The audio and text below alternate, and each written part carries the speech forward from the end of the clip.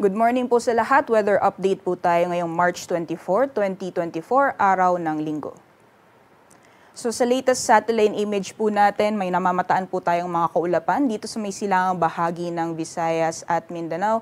So asahan po natin ngayong araw possible po yung mga kalat-kalat mga pagulan, pagkidlat at pagkulog at katamtaman hanggang sa paminsan-minsan malalakas mga pagulan sa mga nabanggit na lugar.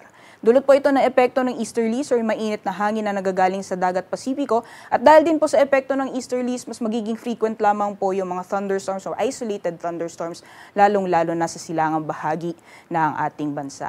Samantala sa nalalabing bahagi naman po ng ating bansa, wala naman tayo namamataan ng mga kapal na kaulapan na posibleng magdala ng maghapon ng mga pag-ulan. So generally, fair weather conditions pa rin po tayo ngayong araw.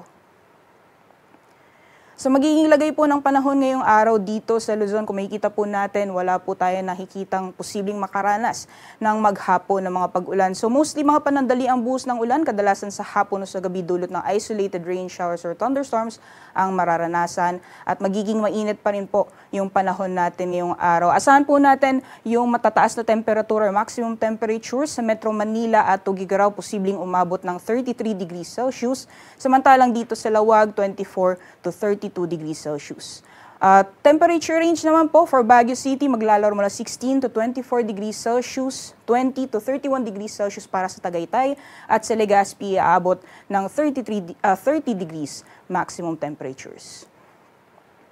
So magiging lagay naman pa ng panahon sa nalalabing bahagi ng ating bansa gaya po ng nakita natin sa satellite image kanina. Areas po ng Eastern Visayas, pati na rin ang Caraga, posible pong makaranas na maghapon ng mga pag-ulan ngayong araw dulot na epekto ng easterly. So ingat po sa ating mga kabayan dyan dahil yung mga katamtaman hanggang sa paminsan-minsan malalakas mga pag-ulan ay posible pa rin pong magdulot ng mga pagbaha o pagguho ng lupa. Sa nalalawing bahagi naman po ng ating bansa, magpapatuloy pa rin po yung mainit at malinsangang panahon, liban na lamang yung mga tsansang pulo-pulo mga pag-ulan sa hapon o sa gabi.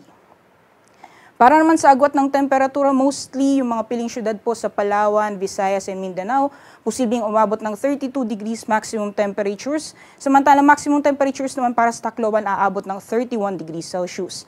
Mainit ang panahon sa Davao at Zamboanga. For Zamboanga area, posibleng umabot ng 35 degrees maximum temperatures at Davao naman aabot ng 33 degrees Celsius. Sa kalagayan naman po ng ating karagatan, wala po tayong gale warning. Iba yung pag-iingat lamang po sa mga plano pumalaot, lalong-lalo na sa silangang karagatan ng ating bansa dahil nasa katamtaman hanggang sa maalon po yung karagatan natin dyan. At sa mga susunod na araw hanggang sa darating na Miyerkules para sa mga piling syudad dito sa Luzon, for Metro Manila, Baguio City and Legazpi City, pagdating po ng Lunes, magpapatuloy pa rin po yung generally fair weather conditions. At for Metro Manila and Baguio City, posible pong tumagal yan hanggang sa darating na Wednesday. Samantalang dito sa Legazpi City, pagdating po ng Tuesday, posible pong makaka-apekto yung easterlies, magdadala po ito ng malawakang pag-ulan or mga kalat-kalat na mga pag-ulan hanggang sa darating na Miyerkules po yan. At para naman sa agwat ng temperatura, dahil wala naman po tayong inaasahan na maghapon ng mga pag-ulan, magiging mainit pa rin po yung panahon over Metro Manila hanggang sa darating na Wednesday, 33 degrees Celsius maximum temperatures. And yung agwat naman po ng temperatura sa Baguio, maglalaro mula 15 to 25 degrees Celsius. At gayon din po sa Legazpi City, 25 to 32 degrees Celsius.